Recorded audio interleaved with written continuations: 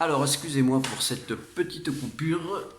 Nous reprenons donc là où nous nous étions arrêtés. Nous en étions à la première question. Donc, je vous ai un petit peu énuméré les différents instruments nouveaux qui allaient être intégrés dans ce traité de Maastricht et qui allaient permettre donc d'atteindre des objectifs politiques et économiques.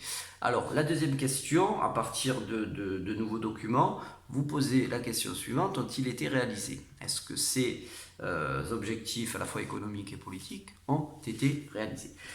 Eh bien, la réponse est oui, pour une grande partie d'entre eux. Si on prend par exemple les objectifs économiques, on peut dire qu'ils ont été atteints. Les accords de Schengen en 1995 vont créer une Europe sans frontières intérieures, qui vont donc permettre la libre circulation des individus. Alors, cet espace Schengen ne va pas concerner la totalité des États de l'Union européenne. Je dis bien de l'Union européenne parce que, autre nouveauté de ce traité de Maastricht, alors ça peut paraître un détail, mais c'est quand même relativement important, c'est qu'avec le traité de Maastricht, la communauté économique européenne est rebaptisée l'Union européenne. Alors, c'est qu'un mot, vous allez me dire, qui disparaît, économique, mais il est important, car il montre bien la volonté de construction d'une Europe politique et plus simplement économique, comme c'était le cas jusqu'alors. Union européenne, donc c'est quelque chose, c'est une union globale qui va intégrer à la fois la dimension économique, mais aussi politique. Donc ça c'était pour revenir sur ce traité de Maastricht. Alors, les objectifs donc, de ce traité de Maastricht se mettent en place dans les années 1990, dans la sphère économique notamment, je vous l'ai dit, 1995, suppression des frontières, dans ce qu'on va appeler l'espace Schengen, c'est-à-dire ça va correspondre à la quasi-totalité des pays membres de l'Union européenne. Quasi-totalité, il va y avoir des exceptions, notamment les îles britanniques qui vont rester en dehors de l'espace Schengen tout en étant, à cette époque du moins, membres de l'Union européenne. Mais pour tous les autres pays, on va pouvoir désormais circuler librement, sans aucune douane, sans aucun document administratif à fournir lorsque l'on change de pays. Donc c'est un premier objectif qui est atteint. Toujours dans le domaine économique, on peut dire qu'il y en a un autre aussi qui va être atteint, c'est l'instauration bien entendu d'une monnaie unique, c'est l'euro. L'euro qui officiellement entre en vigueur à partir de 1999 chez certains États membres, mais qui va devenir la monnaie réelle concrètement pour ses habitants à partir du 1er janvier 2002. Alors, dans un premier temps, c'est un nombre limité d'États qui vont adopter l'euro, et puis progressivement, ce nombre va augmenter sans englober la totalité des pays membres de l'Union européenne. Toutefois, soit par choix, certains ne voulant pas adhérer à cette monnaie unique et préférant garder leur monnaie nationale, c'est le cas par exemple des Britanniques, c'est le cas des Suédois. D'autres ne vont pas pouvoir l'intégrer car pour adopter une monnaie commune, il faut avoir un niveau de développement économique qui soit assez proche. Donc ce n'est pas le cas par exemple à l'heure actuelle de pays d'Europe de l'Est comme la Bulgarie ou la Roumanie qui ont encore un retard de développement économique assez conséquent par rapport aux pays d'Europe de l'Ouest notamment, et ce retard les empêche d'intégrer la zone euro. À l'heure actuelle, il faut savoir que sur 27 États membres, puisque je vous rappelle que nous ne sommes plus que 27 depuis le départ du Royaume-Uni, 19 font partie de la zone euro, c'est-à-dire 19 pays ont adopté l'euro comme monnaie unique. Donc vous le voyez, les objectifs économiques ont été réalisés au cours des années 90-2000. Concernant les objectifs politiques, on peut dire que c'est en bonne voie pour certains. Si on prend par exemple l'ébauche d'une politique étrangère commune avec la PESC, politique étrangère de sécurité commune, on a un début de diplomatie européenne, même si on l'a vu lors des crises mondiales, les pays de l'Union européenne ont encore beaucoup de mal à parler d'une voix unique. Concernant la la construction d'une défense commune, cette fameuse armée européenne qui est un projet depuis le début des années 50. Et bien là aussi, on peut dire qu'on a avancé avec l'embryon d'une armée européenne. On ne peut pas parler encore d'une armée digne de ce nom, mais d'un début d'armée européenne, d'un corps militaire plus précisément, ce qu'on appelle l'Eurocorps. L'Eurocorps, donc, c'est une force militaire qui va rassembler des forces originaires des différents pays de l'Union européenne, notamment des 6 États fondateurs, c'est-à-dire la France, l'Allemagne, l'Italie, la Belgique, le Luxembourg, les Pays-Bas, mais aussi d'autres États comme par exemple l'Espagne, comme par exemple l'Autriche, comme par exemple la Grèce, qui vont fournir des hommes, des moyens financiers pour donc la constitution de ce corps militaire qu'on appelle l'Eurocorps. Donc, il reste quand même, je dirais, une limite à ces projets qui avaient été énumérés, c'est le projet social. Je vous l'ai dit, en 1992, lors du traité de Maastricht, pour la première fois, il est question de la construction sociale de l'Europe. Et cette dimension sociale qui a été un petit peu l'oubliée de la construction européenne, eh bien, elle ne va pas vraiment avoir de lendemain, puisque beaucoup on va dire, de partisans d'une Europe plus sociale, par exemple des responsables politiques, des partis politiques, des syndicats, des associations qui prônent depuis de nombreuses années la mise en place d'un SMIC européen, la mise en place d'une sécurité sociale européenne. Donc la mise en place finalement d'une construction qui ne serait pas simplement économique et politique mais aussi sociale, eh bien tous ces partisans sont un petit peu restés sur leur faim puisque à la fin des années 2000, eh bien il n'y a quasiment rien qui a été fait dans le domaine social et la construction européenne se limite à une construction économique, certes, politique, et c'est relativement nouveau, mais ça ne va pas bien au-delà, et c'est un petit peu, on pourrait dire, la limite que l'on pourrait donner à cette construction européenne. Alors, troisième question, je vous demandais de montrer que le renforcement de l'intégration européenne, ce que nous venons de voir dans les années 1990-2000, s'accompagne de son élargissement, c'est-à-dire de l'intégration de nouveaux États qui vont rejoindre l'Union européenne. Alors 1995, vous avez dû le voir sur la carte de la page 336, 3 nouveaux États intègrent les 12 États membres de ce qu'on appelle désormais l'Union européenne. C'est 2 États scandinaves, puisque nous avons la Suède et la Finlande.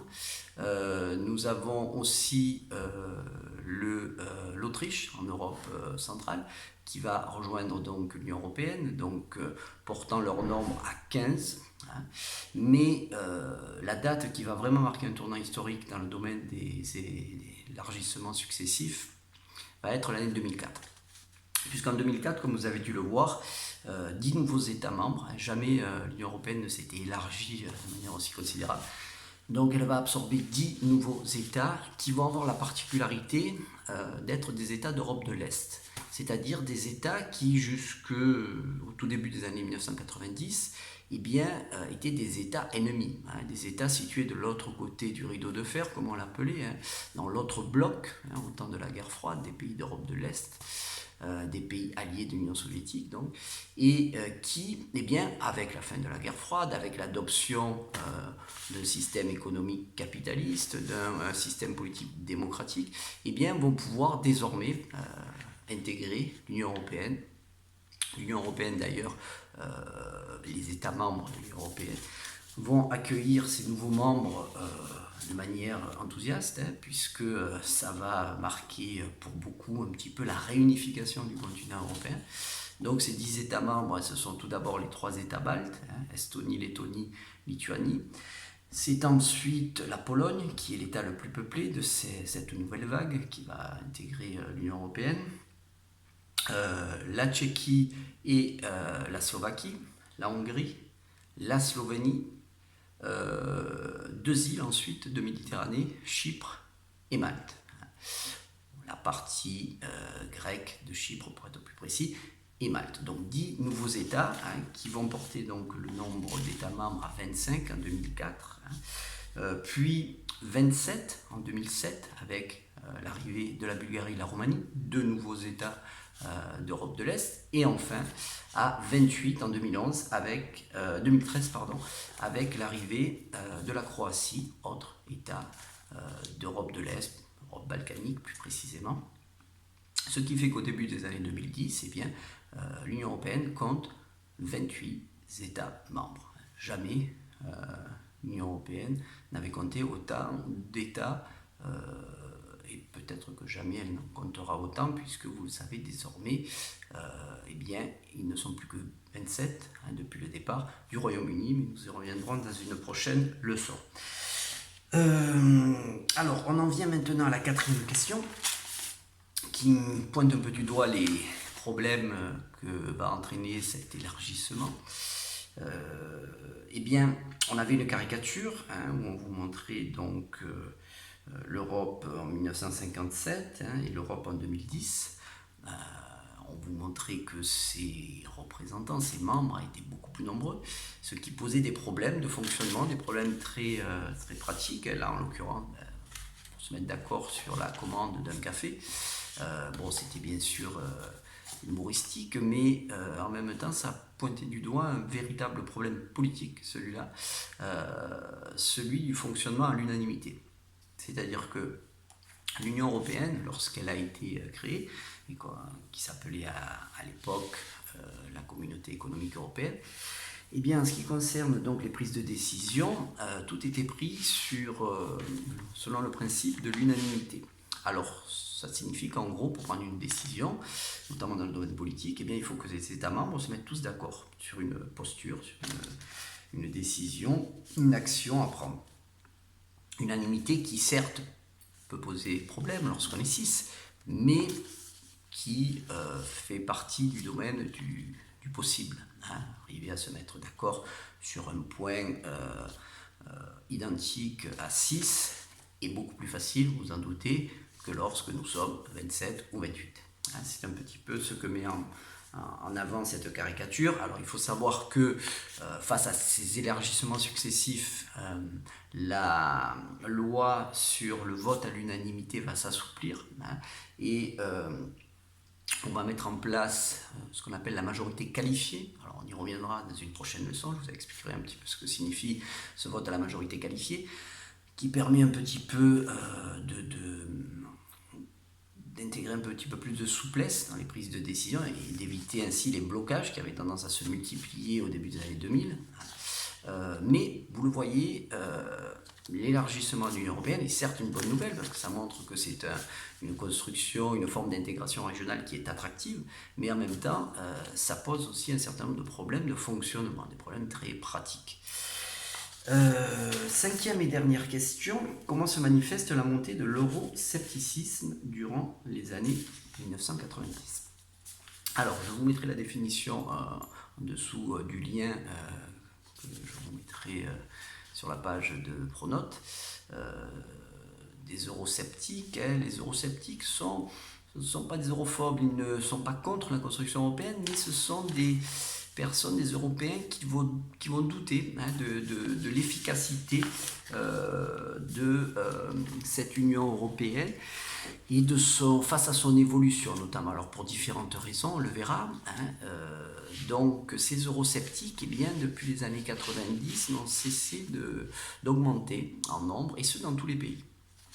Comme nous le montre eh bien, le refus lors du référendum sur le traité constitutionnel européen qui va avoir lieu en 2005 en France notamment, alors que la plupart des des partis politiques sont pour ce traité constitutionnel qui permet d'aller encore un petit peu plus loin dans la construction politique, mais qui en même temps entame encore un peu plus la souveraineté nationale des États-nations qui, d'après ses détracteurs, fait la part belle à la construction économique, financière, mais laisse de côté l'harmonisation sociale, pire même, a tendance à construire l'Europe en nivelant vers le bas tous les acquis sociaux, toute la dimension sociale. Donc face à cette évolution, les Français vont rejeter ce traité constitutionnel. Ils vont être suivis dans la foulée par les Néerlandais qui vont à leur tour refuser par référendum ce traité constitutionnel, ce qui va d'ailleurs mettre fin à cette vague de référendums qui devait être organisée dans un certain nombre de pays de l'Union européenne. Et une fois de plus, la construction européenne va rentrer dans une période de doute, de crise, jusqu'à ce que les gouvernants des États membres relancent un petit peu la machine en 2007 avec le traité de Lisbonne, où un certain nombre finalement de décisions, de mesures politiques, économiques, qui avaient été proposées par référendum et donc refusées par les peuples, vont être votées par les parlements, alors en modifiant quelques articles, mais vraiment de manière marginale, lors du traité de Lisbonne en 2007. Il n'empêche que, vous l'avez compris, les pays de l'Union européenne et plus précisément ses habitants, vont émettre de plus en plus de doutes par rapport à cette construction européenne, ou tout du moins par rapport à l'évolution que prend cette construction européenne à partir des années 1990-2000.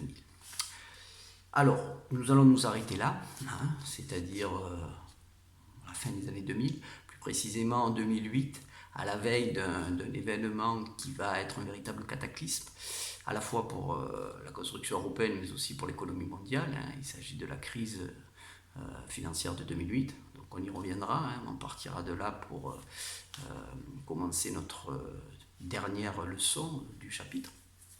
Mais pour le moment, on va essayer de résumer un petit peu tout ce qu'on a vu dans une trace écrite, qui va nous permettre donc de répondre à la problématique qui était quelles sont les avancées et les limites du projet politique européen. Alors, je vous propose, avec la fin de la guerre froide, l'Union s'ouvre à l'Europe, L'Union s'ouvre à l'Est et tente de concilier intégration économique et avancée politique. En 1992, le traité de Maastricht instaure l'Union européenne, qui renforce la construction européenne dans tous les domaines. Entre parenthèses,